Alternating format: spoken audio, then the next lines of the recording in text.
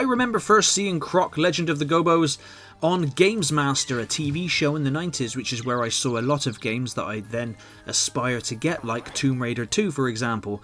And Croc really stood out to me and a lot of other people, especially when it was released in 97, because it was one of the earlier 3D platformers and was obviously newer at the time. And it was received very, very well. It sold over 3 million copies on the PlayStation, and it did garner a sequel in Croc 2. Now, I'll touch on a little bit on Croc 2 now. It's not, in my opinion, as good as the original. They tried to go bigger, but they kind of, in my opinion, they fudged with the control system, so Croc controls horrendously in the second game, and they went with like an overworld aesthetic where you get to choose the levels you go into, a bit like Spyro. And it didn't really, for me, it just lacked what the first game had. And I will be honest, I've never finished the second game, sorry. So that's why this is more of a retrospective and just talking about these games rather than reviewing them, because Croc 2 unfortunately just does not sit well with me, and I just can't. Okay. Right, now back to Croc Legend of the Gobbos. The first one, the one that I personally love. Now, I didn't own this game until much later, because my friend owned it when he was a kid. Oh, I was a kid, obviously. And I played it around his house, and it was really, really cool. Now, of course, Croc did control with some tank controls, but I like tank controls. I know where I am with tank controls. They're very easy to get on board with and very easy to use. Now, the game was published by Fox Interactive and developed by Argonaut Software.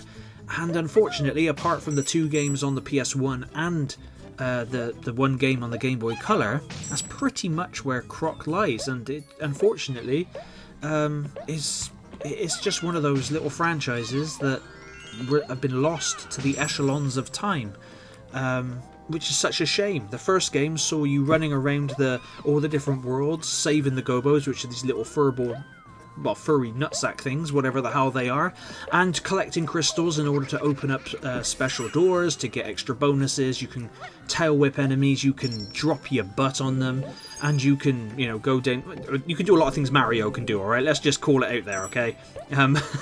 Croc is effectively a little bit of a, little derivative of Mario, which is fine. It's no problem.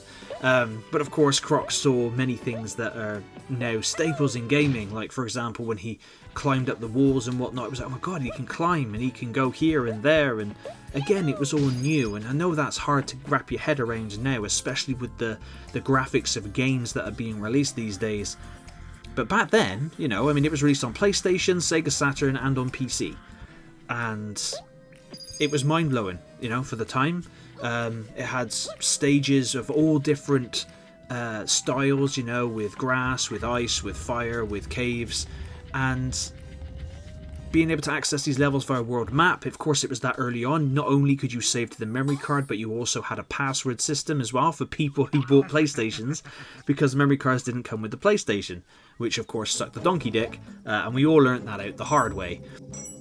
The evil magician Baron Dante is the antagonist of the first game, and he's the one that's thieved up all the Gobbos, and he's the one you got to fight. Now, you do come across a whole host of different bosses. The game isn't overly difficult. The only difficult thing about the game is the controls. They can sometimes be a little bit fiddly, and they can also, sometimes, even though you're stood on an edge, or you make a jump or something, just like with the original Crash Bandicoot game, there is some weird ass detection there, and it will still send you off of off of a cliff, which is bullshit, and we all know is bullshit. However, Croc Legend of the Gobbos is still one that I highly recommend playing if you're a retro collector. I don't think it's too expensive at the minute. If you want to grab it. I recommend it. I don't recommend the second one as much. You can get it if you want to.